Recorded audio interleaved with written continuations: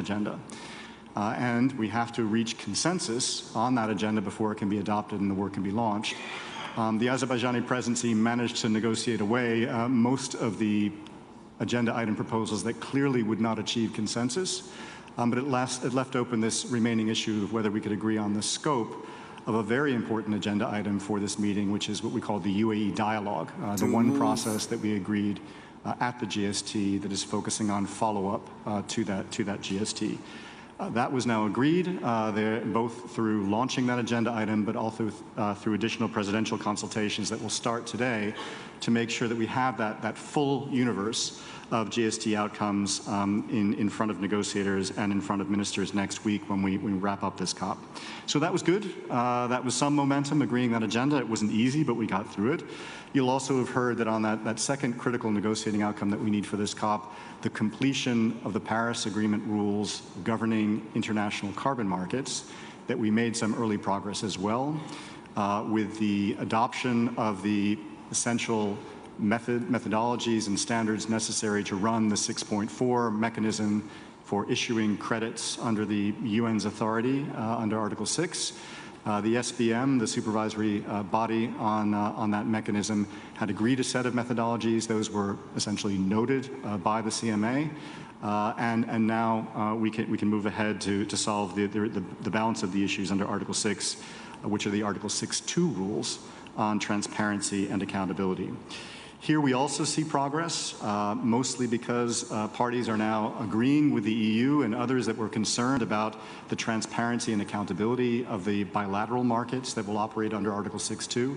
And as a result of that, we're making progress on rules that will increase the level of upfront information required of those parties that intend to participate in these bilateral cooperative approaches, and also connect that upfront information with a transparency and an accountability regime that will allow the UN system to review that data and see whether or not it is sufficiently complete to give those that want to participate in those bilateral markets the confidence that those units that are being traded are indeed credible and reliable and demonstrate environmental integrity. So we're seeing progress there this week as well, not yet completed, but we hope to have as few issues left to ministers on the Article 6 negotiations as possible.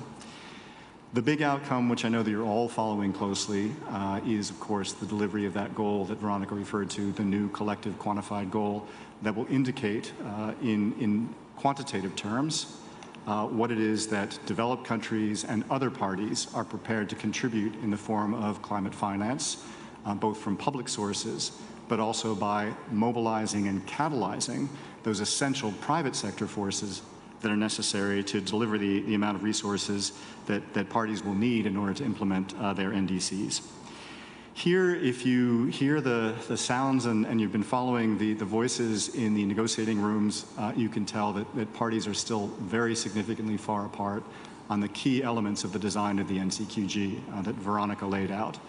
On its structure, how much will it focus exclusively on public finance?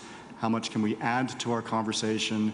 The very important conversation as to how we can help mobilize and catalyze private sector finance as well. That's the issue of structure.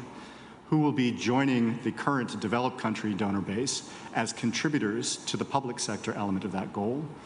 Another issue that's still open for negotiations. And then, of course, the crucial number that I'm sure will appear in the headlines as you write your final reports of this COP. What is the quantum? How much beyond 100 billion? For the private sector goal and the private sector money that immediately mobilizes, and how do we capture that broader goal of mobilizing private finance that will be essential to meet the trillion-dollar needs of developing countries in particular, but the world at large, in terms of implementing everyone's obligations under the Paris Agreement. Here, as I say, I would say at the negotiator level and even at the HODS level, it's hard to see exactly where the landing grounds lie at the moment.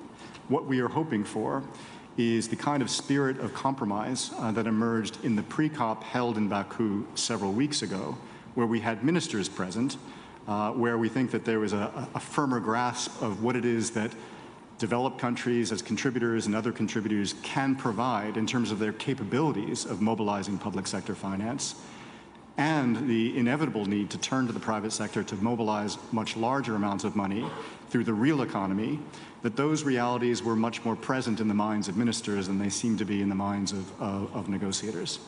So we are hoping that that spirit of the pre-COP from Baku will return when ministers themselves return next week to help us to find the way forward in closing this very significant gap that we still have at the technical level in negotiations.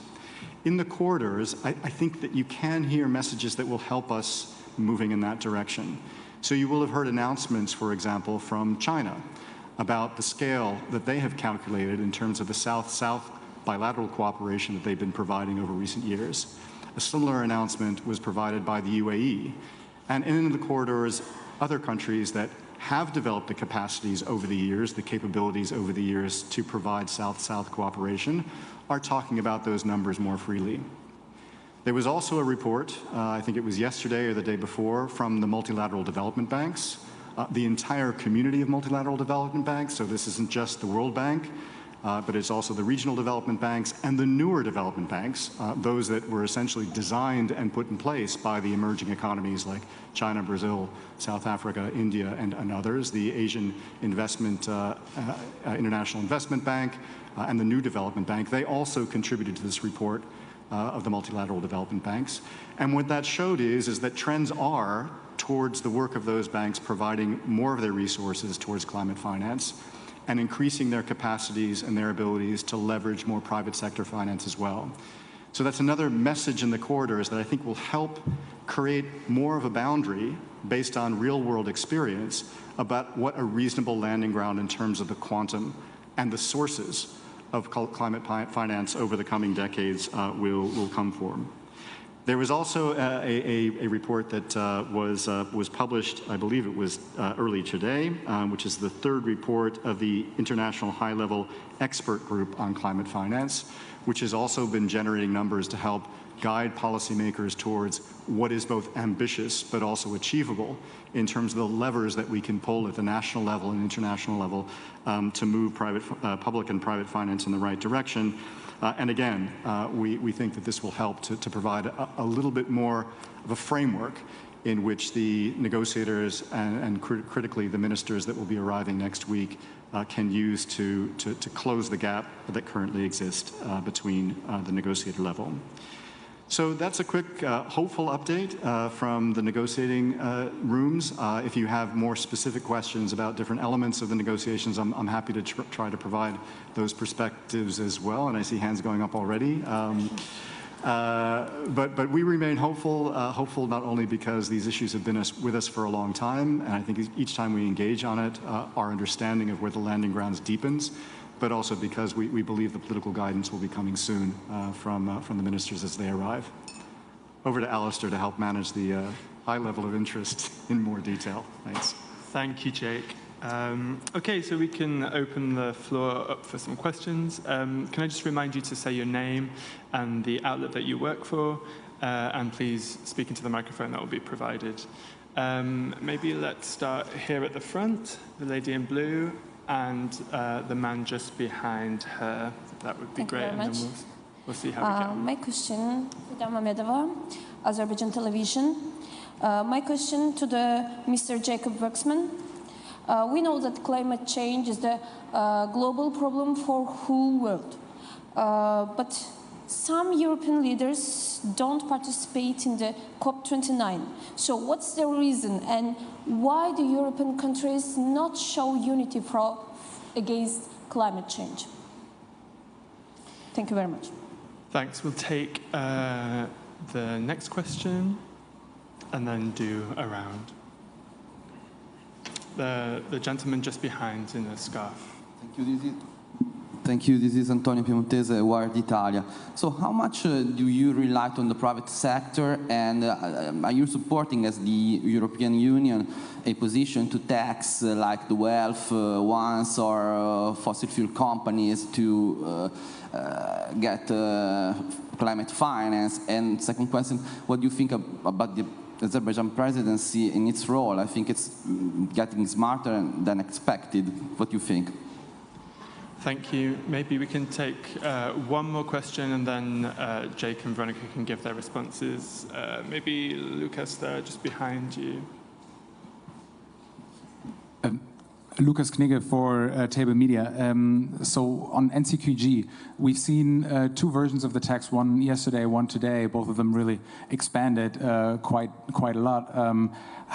Do you think the COP presidency is doing enough on the climate finance goal regarding the text that is coming out and how it's dealing with the parties now, especially after the comments of Aliyev also yesterday? How did that affect the negotiations towards France and the Netherlands? Thank you.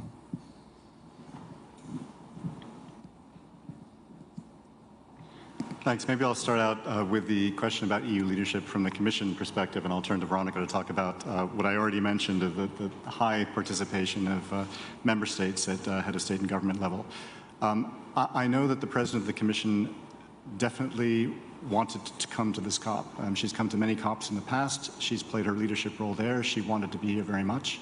But she also needed to fulfill responsibilities back at home in Brussels at a point in which she's just pulling together the College of Commissioners that will serve in delivering a mandate that is all about ensuring that the EU is on a pathway to net zero by 2050 and comes forward with all the targets and possible and policies necessary to achieve that.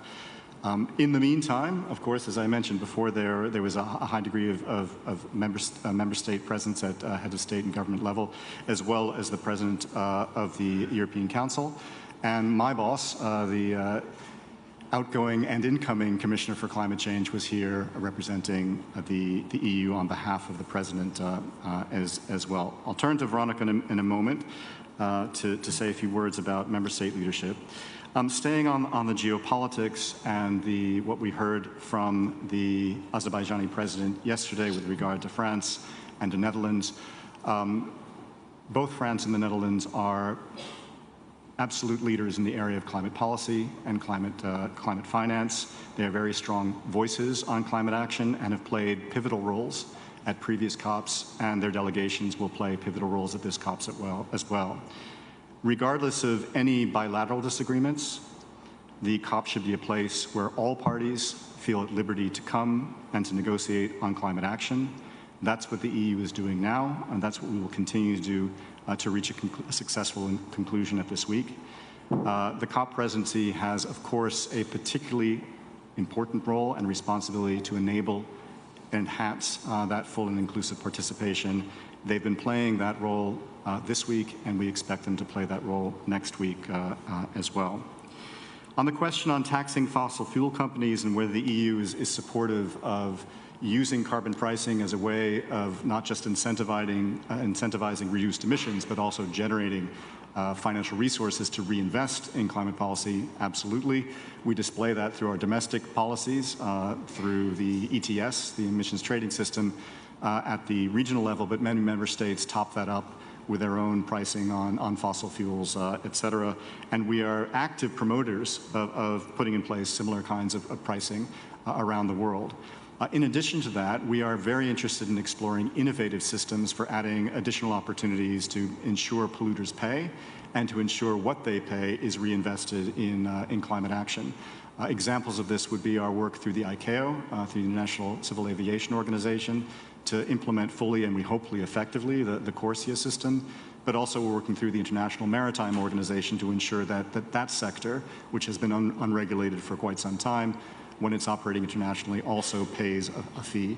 We're participants in this global solidarity levy process that you may have heard about, which is looking at ways in which we can enhance this in other sectors and with regard to other polluters as well.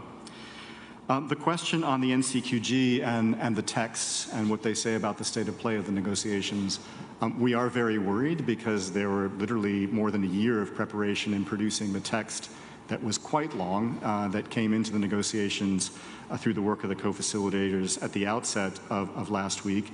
And that work was rejected as a basis of negotiations, unfortunately, when the work actually started under the NCQG contact groups.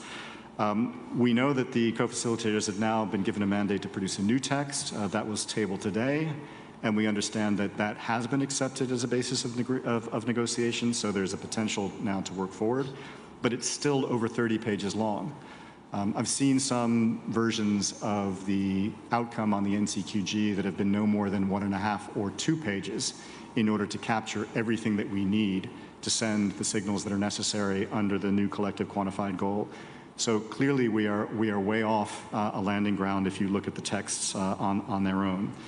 Does the presidency have a role in shaping this text? Absolutely. COP presidencies have had a critical role in generating texts for crucial outcomes of past COPs, and we would expect them to have to step in into this as well. But usually, appropriately, and at this COP too, they need to let the negotiations take their course, to allow the technical level to exhaust all possibilities, and in doing so, signaling where the landing grounds might lie.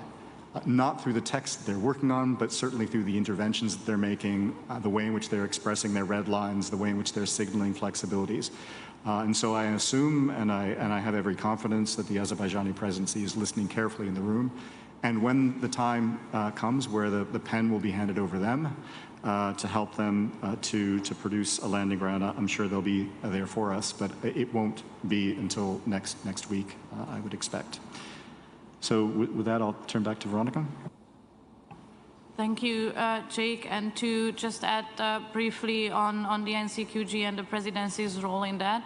So throughout this year, the COP29 presidency actually organized a number of events to bring us heads of delegations together, also ministers together, to facilitate the discussions, to bring us closer to each other. And that the last event as such was the pre-COP a month ago, where we could see progress. As Jake mentioned, what we see now is a step back with the new text, because the text was managed to get down to a couple of pages. Now again, it's rather 30 pages, and experts are working on that until very late at night, also to support the process to arrive at the end of this week to a text that can be presented to ministers, because of course ministers have to focus on those elements and on those decisions that are requiring that level of in the hierarchy and that level of authority in that sense. So at the technical level, experts are doing everything to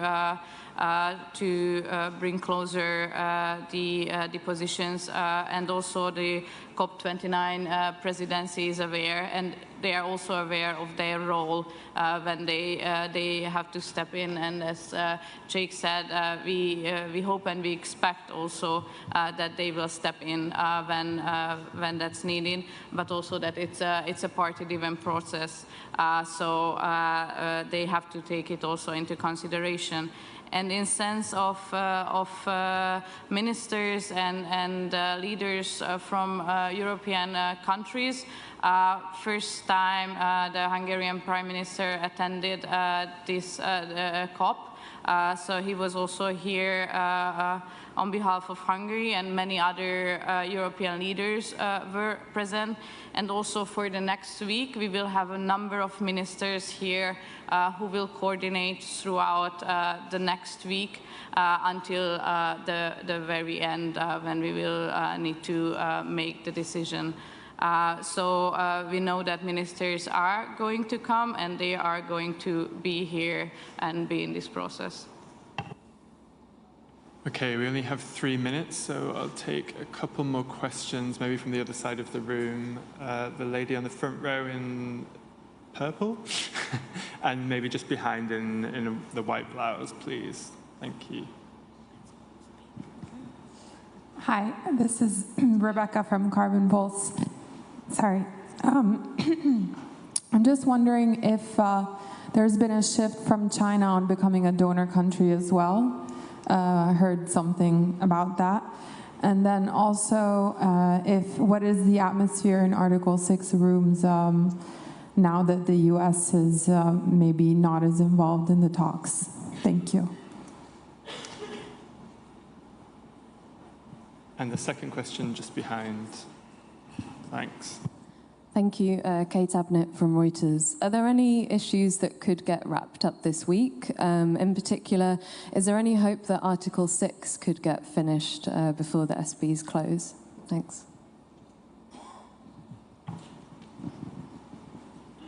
Okay, do you want to tackle this? Maybe one more. Okay, you were first, the gentleman on the left-hand side here. Thank you. Yeah, one issue on the NCQG that I don't think I heard you mention was, Jake Fiddle with Christ. One issue on the NCQG is the idea of numerical set-asides for adaptation and loss and damage. I'm wondering if you can characterize the European position on that and your level of openness to quantitative thresholds on those thematic areas.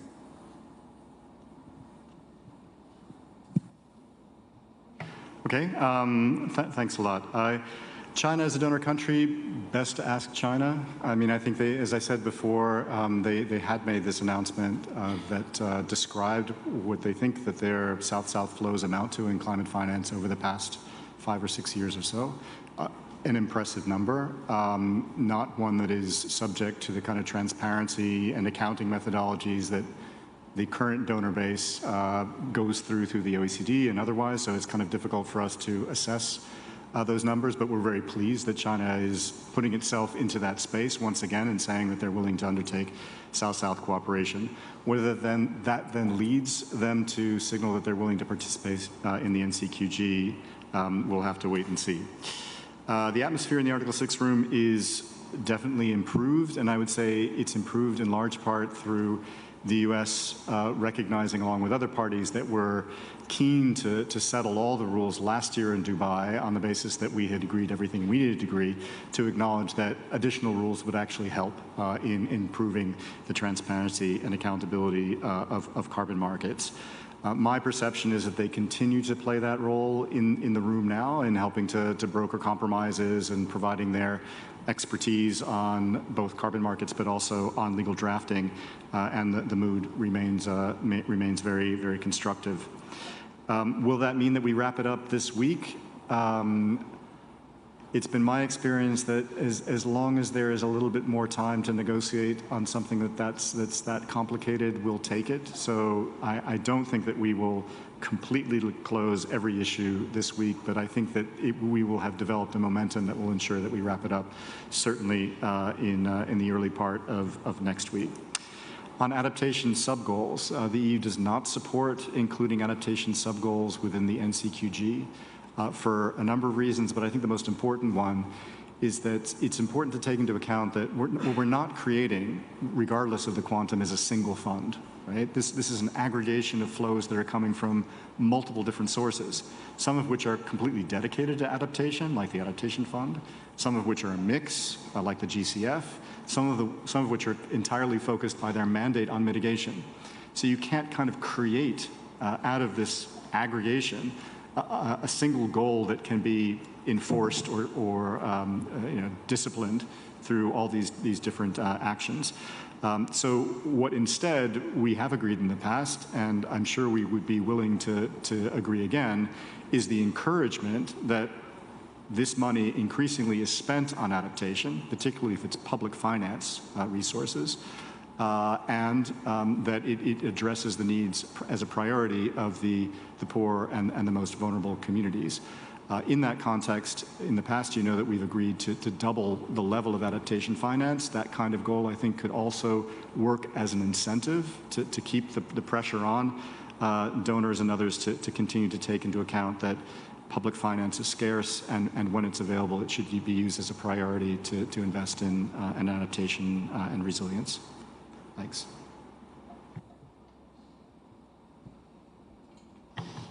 Looking at the time, I think we've run out. So thank you all very much.